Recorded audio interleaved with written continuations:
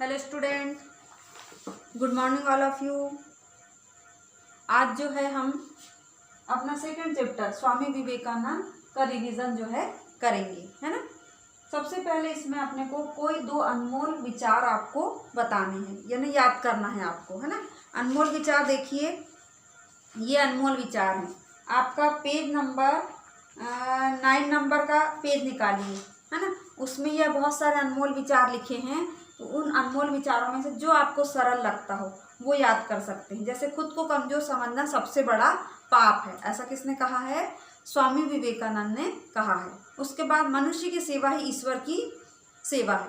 Question आ गया 2 number में आएगा कि स्वामी विवेकानंद जी के कोई दो अनमोल विचार लिखिए, तो आपको लिखना है। उसके बाद अगला क्वेश्चन रहेगा तुम्हारा, पहले एक बार लेसन को आप पढ़ भी सकते हैं ना, ताकि उससे जल्दी क्वेश्चन आंसर हमको याद हो जाए। अब अगला क्वेश्चन आपका रहेगा, ये आओ करें 1 2 3 4, है ना। ये आपको करना है, इसको हम एक बार रिपीट कर देते हैं। स्वामी विवेकानंद के पिता क्या थे? नामी वकील, है ना। अगला क्वेश्चन, विवेकानंद का जन्म स्थान कलकत्ता। अमेरिका के शिकागो में विश्व धर्म संसद का आयोजन कब हुआ था? 1853, मतलब 1893। उसका स्वामी विवेकानंद ने कहाँ तक शिक्षा प्राप्त की थी? तो स्नातक यानी 12वीं कक्षा के बाद 3 क्लास जो होती है उसको बोलते हैं स्नातक, है ना। फिर कलकत्ता में कौन सी बीमारी फैली थी? प्लेग की बीमारी। अगला क्वेश्चन, आओ करें 2, नरेंद्र नाथ बचपन में बहुत क्या थे? शरारती थे, है ना, बदमाशी करते थे। अगला क्वेश्चन, 25 वर्ष की अवस्था में नरेंद्र ने संन्यास ले लिया और स्वामी विवेकानंद बन गए। अगला क्वेश्चन, विवेकानंद बड़े क्या थे? स्वप्न दृष्टा थे, यानी स्वप्न देखते थे, है ना। उसके बाद इस अद्भुत सन्यासी ने 7 समंदर पार भारतीय संस्कृति की क्या कर दी? पताका फहराई, है ना। उसके बाद अगला क्वेश्चन, खुद को कमजोर समझना सबसे बड़ा क्या है? पाप है। ये हो गए आपके दो क्वेश्चन। फिर दिए गए प्रश्नों के उत्तर एक वाक्य में दीजिए। स्वामी विवेकानंद का जन्म कहाँ हुआ था? कलकत्ता में। अगला क्वेश्चन, बालक नरेंद्र का स्वास्थ्य और शरीर कैसा था? अच्छा, सुंदर और आकर्षक था। अगला क्वेश्चन, बालक नरेंद्र को किसके अस्तित्व के बारे में शंका थी? तो ईश्वर के अस्तित्व के बारे में, है ना। अगला क्वेश्चन है, स्वामी विवेकानंद कहाँ भाषण देने गए? तो अमेरिका में गए। स्वामी विवेकानंद ने किस मिशन की स्थापना की? रामकृष्ण मिशन की। देखिए, रामकृष्ण मिशन से हमको एक और चीज़ याद आ गई कि यहाँ पर 9 नंबर के पेज में ये आपको रामकृष्ण मिशन के बारे में बताया है। तो इससे भी क्वेश्चन आ सकते हैं, तो इसको भी आप एक बार पढ़ लेंगे। एक बार हम पढ़ के सुना दे रहे हैं। 1 मई 1897 को रामकृष्ण परमहंस के शिष्य स्वामी विवेकानंद ने रामकृष्ण मिशन की स्थापना की। मतलब स्वामी विवेकानंद के गुरु का नाम क्या था? रामकृष्ण परमहंस, है ना। तो 1 मई 1897 को रामकृष्ण परमहंस के शिष्य स्वामी विवेकानंद रामकृष्ण मिशन की स्थापना की। इसका मुख्यालय कोलकाता के निकट वेलूर में था, है ना। इसका मुख्यालय कहाँ था? कोलकाता के निकट वेलूर में था। यह मिशन परोपकार और सेवा को कर्मयोग मानता है ना।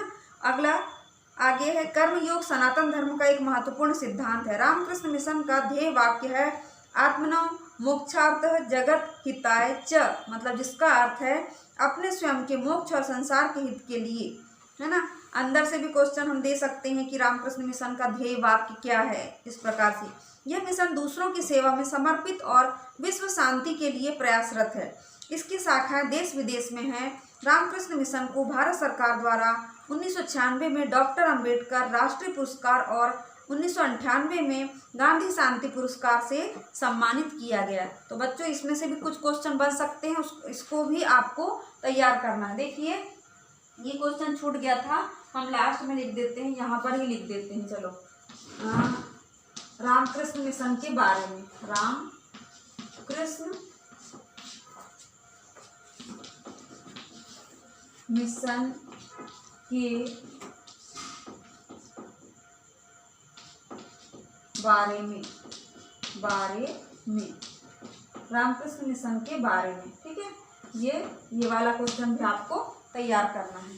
अब आगे देखिए, ये अपन ने कहाँ तक के पढ़ लिए हैं? 3 तक के हो गए हैं अपने।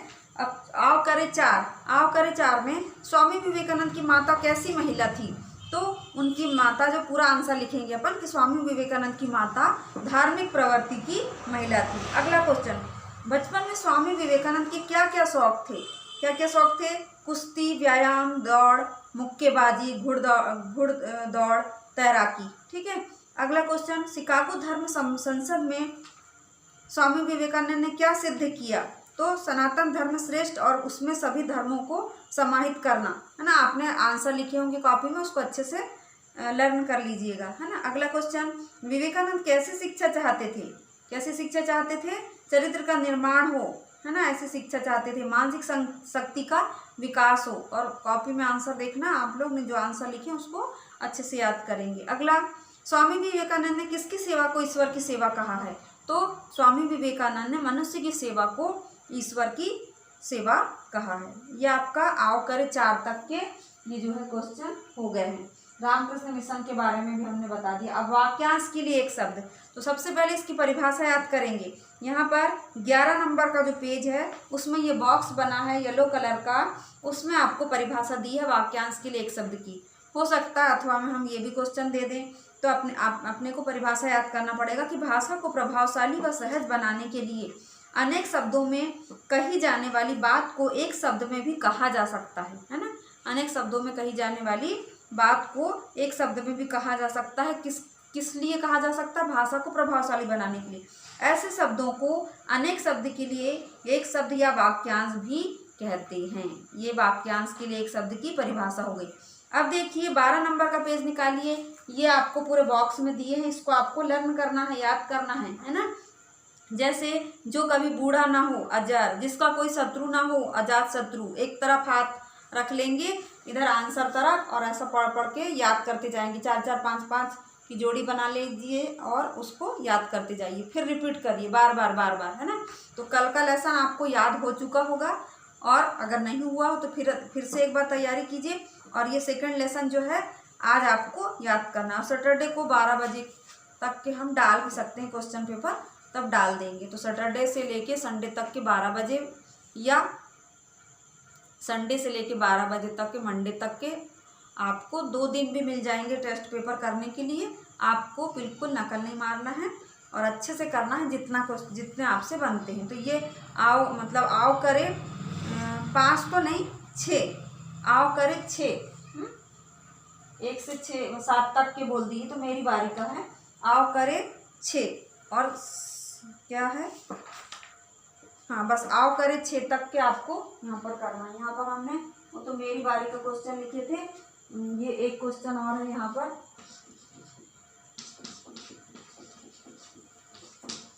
आओ करें 6 भी आपको करना है, ठीक, 6 वाला सही जोड़ियां बनाने। अब अपन आ जाते हैं संख्या की परिभाषा और उसके प्रकार या भेद, है ना। किसी व्यक्ति, वस्तु, स्थान या जाति या प्राणी के नाम को क्या कहते हैं? संज्ञा कहते हैं। संज्ञा के 3 प्रकार है मुख्य रूप से, है ना। व्यक्तिवाचक संज्ञा, जातिवाचक संज्ञा और भाववाचक संज्ञा, है ना।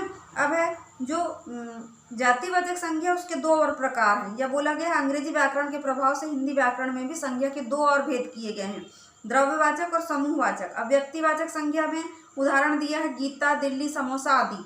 उसकी परिभाषा दी गई है जिन संज्ञा शब्दों से किसी विशेष व्यक्ति, वस्तु अथवा स्थान का बोध हो उसे व्यक्तिवाचक संज्ञा कहते हैं। जातिवाचक संज्ञा में स्त्री, अलमारी, पर्वत, है ना। जिन संज्ञा शब्दों से किसी संपूर्ण जाति का बोध हो उन्हें जातिवाचक संज्ञा कहते हैं। अगला भाववाचक, बचपन, वीरता, घृणा आदि। जिन संज्ञा शब्दों से किसी व्यक्ति, स्थान, वस्तु के गुण, दोष, दशा आदि का बोध हो उन्हें भाववाचक संज्ञा कहते हैं। उसके बाद द्रव्यवाचक में लोहा, घी, अनाज आदि। जिन संज्ञा शब्दों से द्रव्यों, पदार्थों अथवा धातुओं के बोध का पता चले उसे द्रव्यवाचक संज्ञा कहते हैं। और अगला समूहवाचक संज्ञा, जिन संज्ञा शब्दों से एक ही जाति के व्यक्तियों और वस्तु के समूह का बोध हो उसे समूहवाचक संज्ञा कहते हैं। फिर इसके बनाने के नियम भी है ना। और आओ करे 7, आओ करे 6 तक के हमने बताए थे। आओ करे 7 भी आपको करना है ना। ये 7 यहाँ पर आओ करे 7 में किसान खेती करता है ना। तो इसमें संज्ञा कौन सा है और भेद क्या है उसके, जैसे किसान जो है संज्ञा शब्द है और भेद क्या है, जातिवाचक। तो ये भी आपको पढ़ना है। उसके बाद पेज पलट लीजिए। आओ करे 8, भाववाचक संज्ञा में बदलिए। सज्जन का सज्जनता, यहाँ पर हम भूल गए थे, ये 8 भी आपको करना है, बस पढ़ते जाना है ध्यान से। उसके बाद 9, दिए गए संज्ञा शब्दों का अपने वाक्यों में प्रयोग कीजिए, है ना। ये वाक्यों में कवि, तो तुलसीदास जी हिंदी के प्रसिद्ध कवि हैं। आओ करें 9 भी आपका हो गया इसमें, है ना। 9, 6 से लेके 9 तक के आओ करें। अब उसके बाद है ये सूचना पत्र जो है, आपको एक बार हमने बोले थे बनाने के लिए, आपको ये भी कर लेना है। ये सूचना पत्र बनाने का भी एक बार सीख लेना कैसा बनाते हैं, ठीक है। तो ये हो गया आपका। अब आ जाइए अपना मेरी बारी। मेरी बारी जो दूसरी बुक है आपकी स्वामी विवेकानंद की, ये मेरी बारी 1, ये यहाँ पर हमने दे दिए हैं, क्या नाम से, सूचना पत्र मेरी बारी 1 से लेके 7 तक के पूरे क्वेश्चन बनाना है आपको। चारों ओर परिक्रमा लगाना, परिक्रमा महीने में 1 बार होने वाला मासिक, है ना। फिर सेकंड क्वेश्चन था इसका कि मैं ग्रामीण हूँ, तो यहाँ बोला है निम्नलिखित वाक्यों दिए गए रेखांकित शब्दों से वाक्यांश लिखिए। तो ग्रामीण से, ग्रामीण मतलब गांव का, है ना, तो मैं गांव में रहने वाला हूँ, इस प्रकार से वाक्य बनाना है। फिर अगला क्वेश्चन है मेरी बारी 3, इसमें दिए गए शब्दों की भाववाचक संज्ञा पर गोला लगाइए। तो संस्कृति, संस्कार, अहम का अहंकार, राष्ट्र का राष्ट्रीयता, इस प्रकार से। अगला क्वेश्चन देखिए, मेरी बारी 4, अध्यापकों ने बच्चों को अपने पास बुलाया। तो संज्ञा शब्द कौन सा हुआ, अध्यापक और बच्चे। ग्राहक ने दाल खरीदी, तो ग्राहक और दाल क्या हुआ, संज्ञा शब्द। ये हो गया आपका मेरी बारी 4। 5वें नंबर पे आ जाइए, दिए गए वाक्यों की संज्ञा संबंधी अशुद्धियों को शुद्ध करके लिखिए।